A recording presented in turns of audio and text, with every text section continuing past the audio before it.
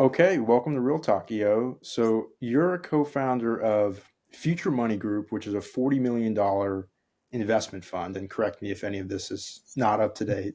hmm Founded in 2017, deploying capital at the frontier of Web3. So can you talk me through your personal background briefly? What led you to found Futuremoney Group, and talk me through more of the thesis? Yeah, yeah, for sure. My name is Eo, and I'm co-founder of Future Money Group, FMG in short. And we started investing pretty early on, since 2017, and we've been through many different market cycles, different narratives, ups and downs in this market. And we think um, owning a thesis is very important, and we are actually a very thesis-driven investment fund. Hmm. So talking about our thesis, I think we try not to restrict ourselves with certain narrative or buzzword in the market right now. A lot of people like nowadays, since we're being quite active in the DePIN community, and a lot of people would love to associate us with the DePIN narrative or the concept. But for us, we were just in general, we're more interested in real world applications, which can onboard, millions of users, which actually can benefit the future of work, meaning that giving people more different type of jobs, right? It's not jobs is not only like you go to office, you go to like earn a salary from your boss, but instead it could be like you work for a DAO, you actually basically have access to like crypto capital with smart contract replacing legal contracts, within like the DAO members replacing your co-workers at your office, and you can actually do multiple jobs at the same time, and that requires a lot more skills, a lot more idle resources around you that actually can free you from the ordinary type of job. So that is becoming our new thesis. We call it the future of work. Hmm. So, talk me through why exactly DePIN is a part of the future of work thesis. Yeah, right. So I think DePIN is a very interesting word to describe a specific sector that actually is constructed by a part of the crypto world, the Web3 technology stack, and also some existing IoT infrastructure. And we think that a lot of people actually have never actually used DeFi before. A lot of people have never have any prior experience with NFT, but instead they are living in this world filled with IoT devices or even different type of hardwares. A lot of Yeah. them are actually have a very like intensive offline engagement with these things like driving the car, or like setting up like a Wi-Fi, setting up like the wireless radio for their home in remote areas. So these type of like users and use cases are becoming, they used to be quite isolated and obsolete in the web 2, in the Mm. web 2 world, right? And if you're like doing like some IoT stuff, the only place you can go and raise money is probably go to Kickstarter.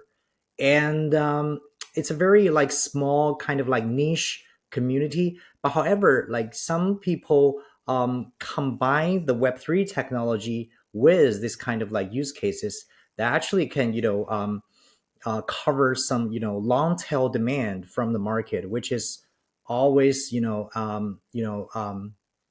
left out by like traditional like solutions. So we're looking into like decentralized wireless. We've been looking into how to like mobilize your car and make and earn tokens. How do you like gather like idle GPU resources to construct a better like computing power network? This kind of use case, they are interesting, number one, and also they are like tackling a group of people which is like who's never been like really educated well by DeFi, by NFT, but this is their like gateway to the crypto world. So this is like a new group of people, and we're very interested in opportunities like this. Yeah, so a couple of the companies that are in your portfolio, JDI, Hotspotty, have been on this podcast before, so we're very Nice. familiar with them. Nice. And I wanted to ask you, as an investor and also as a co-host of the real world event with IoTeX at Token 2049, what's your high level view of the state of DePIN right now? And then maybe give us a tease at what you think its 5 year potential is. To talk about some high level views about the DePIN world, I think first of all, it's a very enthusiastic community, Mhm. which I feel a lot of a lot similar to the DeFi in 2018, 2019. It's very nascent, but it's Mhm. actually people are very passionate about what they're doing, what they're building. It's still very very early. Number one, that's the feeling that I got from the events that we organized, we co-hosted with IoTeX, and also we feel like this is a place, one of the few places where potential Lego effect can happen, meaning that no matter what you're building, I can build something on top of yours, right? Mhm. So Hotspotty is actually built on top of Helium, but actually it's going beyond that. It's actually expanding to other deeping networks in the future.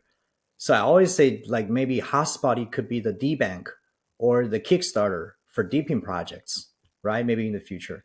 There gotta be a gateway, there gotta be a place for the deeping deployers to come together to analyze their data, to maybe monitor their hardware.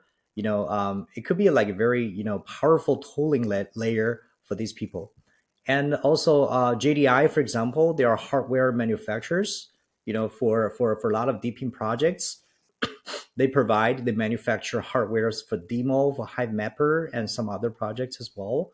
And I think this is very, very essential for deeping projects because this drastically lower the cost of barrier for like new players to enter a network, right? Because we have to have more like cheaper, better quality hardwares, so that you can participate, right? And I think they're playing very important role. I always compare JDI to, let's say, the NFT sales in a GameFi ecosystem. So you know that in Axie Infinity, the most rewarding piece of this project is the NFT sale. It's his Axis, right? Because by owning an Axie, so that you can make earning, you can fight, right? So you can earn the tokens.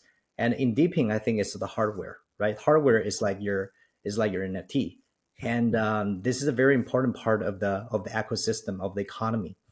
And also, we're also that's a second thought from the previous experience, previous activity. And also, the third thing is that we are very stoked to see a lot of other innovation in this field as well. One of them is to how do we like come up with a better hardware for Ethereum staking. So we all know that solo staking is a golden standard for Ethereum staking, right? But now most of the validators are centralized, right? Not only to mention like Lido, we're talking about like the centralized the database, the centralized data centers, right? Most of them are in East Coast America, and some of them are in Germany, in Ireland. Like over 60% of these data centers are in the West, and there's no like legit data center in Africa. There's no in India, right? And so that Ethereum, we know that um, on the software layer, it's a very like decentralized protocol, but on the hardware layer, it's very very centralized. So how do we come up with a solution to further decentralize the physical layer of Ethereum? Is utterly important for us in the years to come. So we're very happy to see several of the teams and founders that came up with like retail level hardware solutions to Ethereum staking. So maybe you can put that into a watch. Maybe you can like make turn that into like some of the like consumer level hardware that actually can play as your physical validator hardware for Ethereum staking, and that is very interesting to us as well. Yeah, that is interesting, and MEV plays a big role in that centralization, which is a whole nother podcast.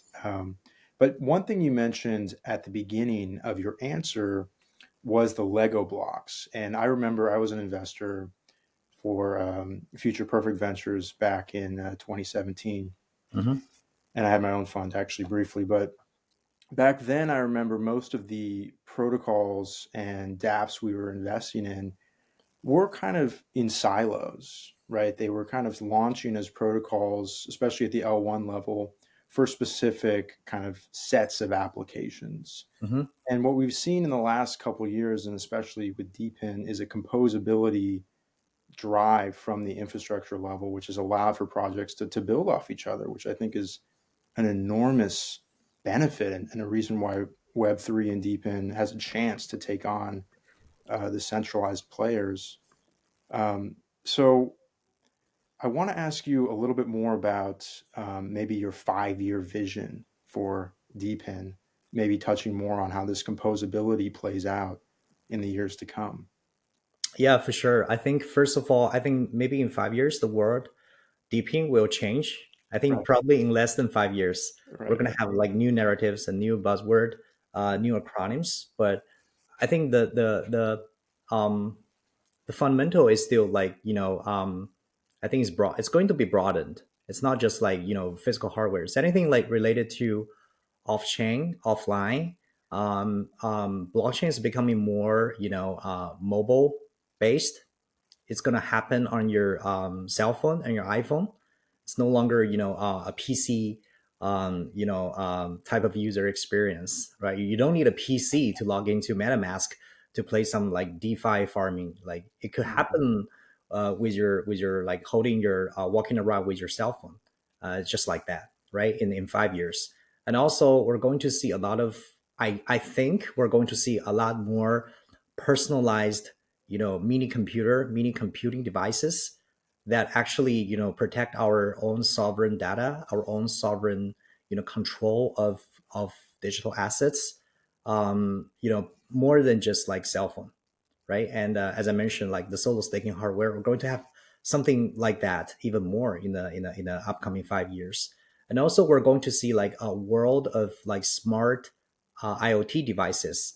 They're going to have a network effect. They're going to have a shared ID layer. They're going to have the ability to talk to each other, to call each other smart contract, so that they can construct a huge map of smart devices that can actually generate revenue for something that actually maybe for the decentralized network that actually owns them and actually can make external revenue. And also, I think this will further broaden the externality of crypto Web3. We're going to have like better word for crypto. It's now no longer just the crypto world. Yeah. We'll be able to have a real world application and real world revenue streams that actually can actually um, accrue value for the protocol owners. It's not longer like only from financial activities. We know that DeFi is basically based on financial activities, but we're going to have more real world, economical activities that can actually bring this value to the existing Web3 layer. I think that's gonna these are things I'm pretty sure will happen. And I'm pretty sure on the financial market, there will be a new emerging type of asset class that is like both like crypto, digital native, and also can actually connect with the real world. And it will better like, the fundamental analysis for a lot of value investors. They can really look into these, applications and protocols to analyze, okay, how much money is this protocol making and how sustainable it is, right? And how many new users they're acquiring and can actually, bring more fresh capital into this, totally new kind of asset class. Hmm. Yeah, there's a lot of good brain droppings there that we could pick up on, but I want to kind of just get your thoughts on, you mentioned some of them already, but the specific projects or areas that you're most excited about. And obviously, you can drop some of your portfolio companies in here. Sure. But Yeah. yeah, take me through that. Yeah, sure. So you just mentioned JDI, Hotspotty, and also we invest in Daylight, which is like an energy network for households. I think that is very important. I've been to California. I spent like one third time in Silicon Valley, and I know there are last year there were like major blackouts in the summer, right? And Texas. and that's terrible, right? In a first world country, and that's terrible. Not to mention there are more, third world countries and and other regions in the world. I think energy is a very interesting sector, and I think cars, mobile, they're a very interesting sector. We didn't directly invest in Demo, but we are quite familiar with the founder, and JDI is working with Demo. I think car is a very interesting sector to look at, because I think cars are essentially assets, and they could be like turned into NFTs. And by monitoring your cars, we can actually evaluate the value of this NFT. Like we can probably bridge the DeFi liquidity into this market, this auto Mhm. loan market. And I think that's very interesting. I think some interesting projects will happen eventually. And also, I think some of our like directions to go down with, first of all, is the physical layer of general blockchains. As I mentioned, the solo staking hardware layer. I think that's very important, and that's actually going to help us decentralize blockchain even more, right? And whether you're providing solo staking hardware, you're building like hardware storage for blockchains. Maybe you're like building something to like protect your data, your privacy, trusted environments for execution. I think these are important areas to explore. And number two is, I think, how do we mobilize a lot of like offline resources, gather them, mobilize these resources, these critical resources such as GPU, such as like wireless radios, and to actually meet the long tail demand of emerging markets, and also for like SMEs. I think that's very important, also very important thesis. Yeah, this reminds me of why DePIN is maybe a limited term because there's so many different sides of it, aspects of it, from leveraging the existing hardware assets out there to creating new hardware uh, and beyond. So, I want to get your thoughts on the infrastructure level, which Right. is where IoTeX really shines. So, as an investor, how do you see IoTex's role in DePIN specifically? Well, I think IoTeX is actually exploring a very interesting layer for a lot of DePIN projects, and also a lot of real world projects, right? So I always communicated with the IoTeX team, and also like a broader investor community.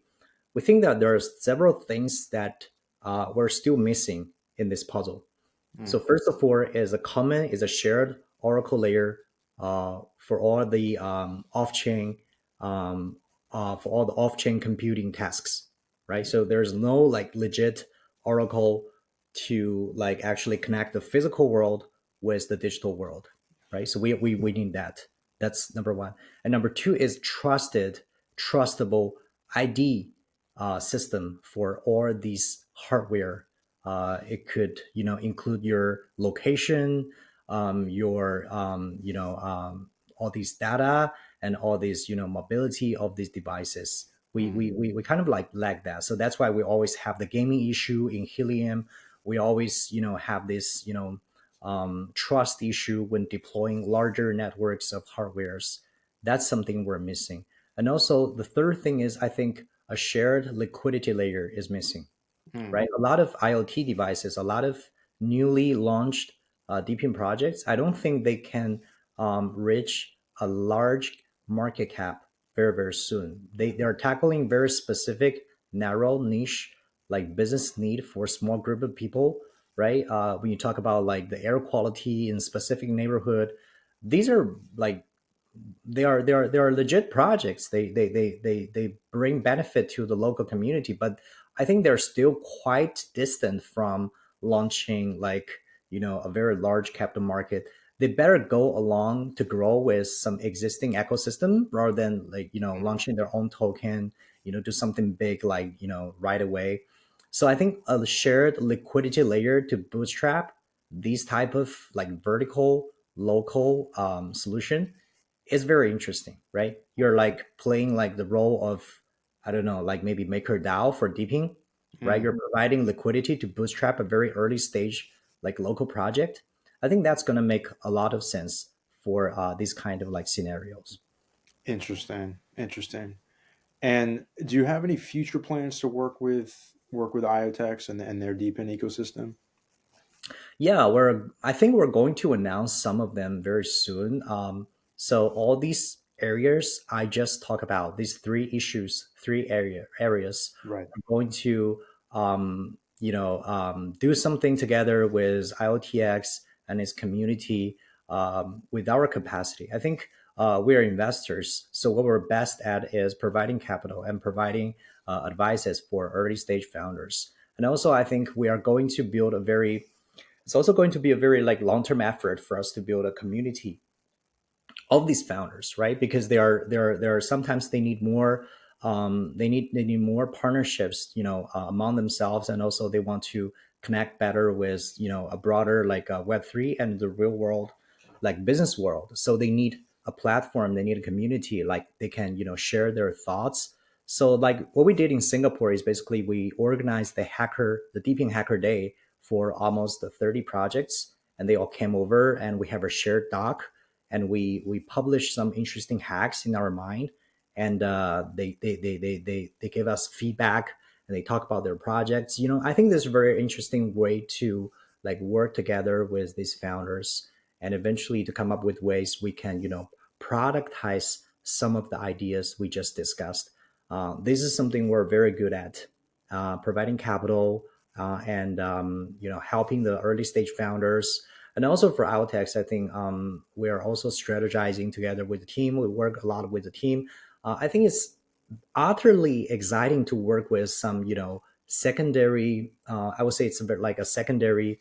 It's already being listed, right? The token is quite liquid. We're working with like a startup at this stage. I think it's more like a liquid venture stage of like company, and it's very interesting to work with, the team to discuss how we can like grow IoTeX to a broader like community. How can we bring more value to this protocol layer, and how we can find a better like use case for the token itself Hmm. in a regulated way, in a Yeah. so I think these are things that we're going to work together with IoTeX. Nice. Nicely said. So one final question for you, and this is something that I'm really curious about in general, right? So you're a young, smart guy. You have your own venture funds. You could be doing anything, right? But yet you're devoting your life energy to DePIN. So just briefly, why DePIN? What is it about it that made you choose it over every other option in your life? Yeah, I want like first of all, thank you. I don't think I'm that young anymore, but I think Maybe in crypto terms, but I would yeah. still be quite young for like for investment. I think a lot of great investors they're in their like 50s, 60s even, right? Yeah. So I think for investors, I'm pretty young. For entrepreneurs, I've been through many different cycles. I think I used before this, I was a serial entrepreneur in fintech, and I did that in Beijing and in Indonesia, and I've been through a lot of like intense business cycles, of fintech itself. The one thing I have learned, if I've ever learned anything, is that for any financial, innovation, you need to seek the fundamental value creation for that. I think like the entire crypto right now is pretty much broken, especially after the FTX collapse. A lot of I talk to a lot of like hedge fund managers. I talk to a lot of like like high management of the banks. I try to persuade them. I try to convince them to like pay more attention to Web3, but their response was like, "How is this going to be different from SPF? Right? Mm, You got to give me an answer." So I thought about it like nights and nights over, and I think the only probably solution is to bring externality to this ecosystem of crypto, of Web3. So we need to create value. We need to find ways to bridge the world to real world problems with the Web3 solutions. With DePIN being one of the potential possible solution to that. I'm not saying like DePIN is where I'm going to end up with, or is our like mandate, but Yeah. like I think it's a very inspirational. It's a very inspirational direction. It's one of the inspirations that help us to explore and better our thesis. Our thesis, the future of the work, and I think DePIN is actually one type of the future work kind of like potential. And I think this is the way that you you succeed as an entrepreneur and also as an investor to create value. Great. Well, Eo, thanks so much for your time today. This was very insightful. Thank you, Ding, and I enjoy talking to you.